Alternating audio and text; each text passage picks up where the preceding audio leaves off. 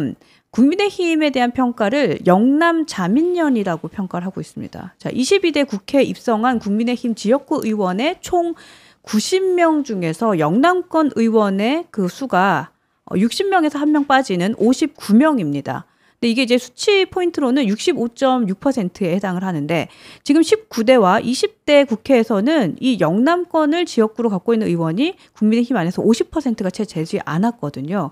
그런데 21대가 되면서부터는 이 60% 이상으로 치고 올라가면서 지금 이러한 뭐 좀 보수 중에서도 극보수 지지자들만을 좀 인식하고 또 민심이랑은 계속해서 다른 선택들을 하고 있는 것이 아닌가라는 우려가 있습니다. 특히나 비대위원장 뭐 앞서서 이제 원내대표 선출도 마찬가지지만 지금 비대위원장의 선출에 대해서도 지금 뭐 중진 의원 특히나 탄핵에 찬성을 하지 않은 사람들 위주로 당권을 잡고 있는데 자 이렇게 해서 지금 국민의힘이 민심을 다시 얻을 수 있을까 걱정이 너무 커요. 어때요? 일단은요. 네. 저희 당에 대한 셀프 디스인 것 같아서 참 말씀드리기가 마음이 아프긴 한데 하실 거죠? 네, 해야죠. 네, 왜냐하면 지금 해야 되는 얘기이기 때문에 그래요. 하셔야 됩니다. 당을 위해서는 해야 되는 네. 얘기예요.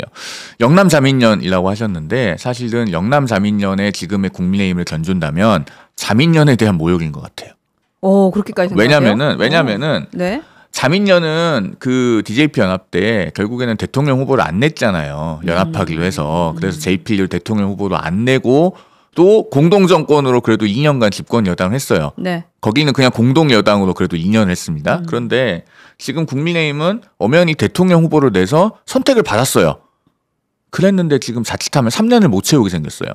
그러면 어느 쪽이 더 문제예요? 그러네요. 예, 자민련이 차라리 아이고 참 라는 생각이 들 정도로 네. 지금 저희가 처지가 그만큼 공백해졌어요. 그런데 그게 왜 그런지를 봐야 돼요.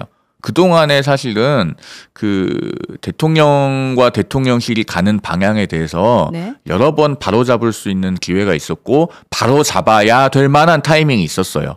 그런데 그럴 때마다 당 전체가 똘똘 뭉쳐서 민심을 받들고 그런 것들을 바로잡으려고 하기보다는 나는 공천을 받아야 되니까 총선 전 버전입니다. 그다음에 공천을 받고 당선되고 나서는 나는 당선됐고 이제 4년 남았으니까 라는 생각으로 느슨한 마음을 갖고 계셨던 선배 정치인들이 솔직히 말하면 이 당에 많이 계셨습니다.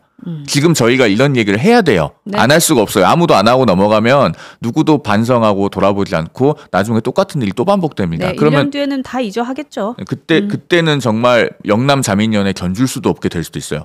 그때 가면. 네. 그래서 이런 얘기를 꼭 할 수밖에 없고요. 그래서 그런 것들을 해야 될 때 하지 않고 몇몇 사람들만 그렇게 했다가 이제 뭐 모난돌이 정맞는다고 뭐 핍박을 받은 분들이 있죠. 네. 그리고 가까이 와서는 이제 한동훈 대표도 4, 5개월 동안 그 답이 안 나오는 수학 올림피아드 문제, 동경대학교 본고사 수학 기출문제 풀어보겠다고 여기까지 온 거예요. 네. 뭐 다 같이 집단지성으로 풀었으면 조금 더 나았을 수도 있었을 건데 그래도 아니면은 이런 시험 문제 자체가 부당하다. 이건 시험을 처음부터 다시 출제해야 된다라는 방향으로 가든가. 그렇게 했어야죠. 그렇게 했을 텐데 결국에는 아까도 말씀하신 그 지역구도와 관련된 구조의 문제. 그러니까 국민의힘이 과거에 이제 새누리당 시절에 20대 총선에서 121석을 받고 그 다음에 21대에 와서는 103석으로 더 한 번 축소가 되고 네.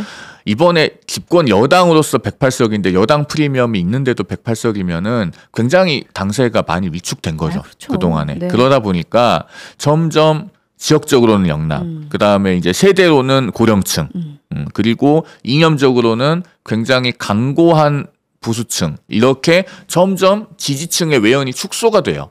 그리고 한 번 축소가 돼서 그 악순환이 생기면은요, 그 악순환을 끊는 데는 굉장히 큰 힘이 필요로 하기 때문에 그럼요. 그런 큰 힘이 없다고 판단될 때는 기존의 그 지지층에 점점 더 의존하게 되는 그런 습관이 생겨요. 지금 저희가 그 계엄과 탄핵 국면을 대처하는 과정에서도 네. 그런 전략적인 오류에 빠져 있다고 보여요. 그래서 그렇죠. 단적으로 네.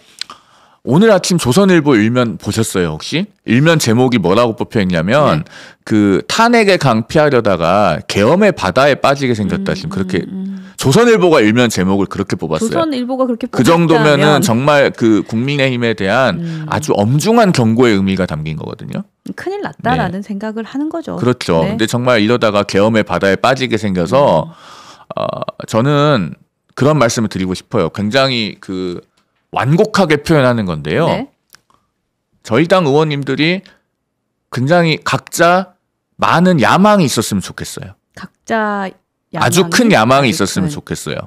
조금 풀어주실까요? 그러니까 영남에서 그냥 뭐 재선 3선 하는 것만이 목표가 아니고 네. 나도 국민 과반수의 지지를 받아서 대통령이 되어보겠다라든가 혹은 내가 꼭 대통령이 되는 게 아니더라도 정말 우리 당이 계속 집권을 하고 정권을 재창출해서 뭔가 하고 싶은 게 그걸 우리 당이 집권 여당이 됨으로써 그걸 통해서 내가 뭔가 이루고 싶은 원대한 포부와 야망이 있어야 돼요.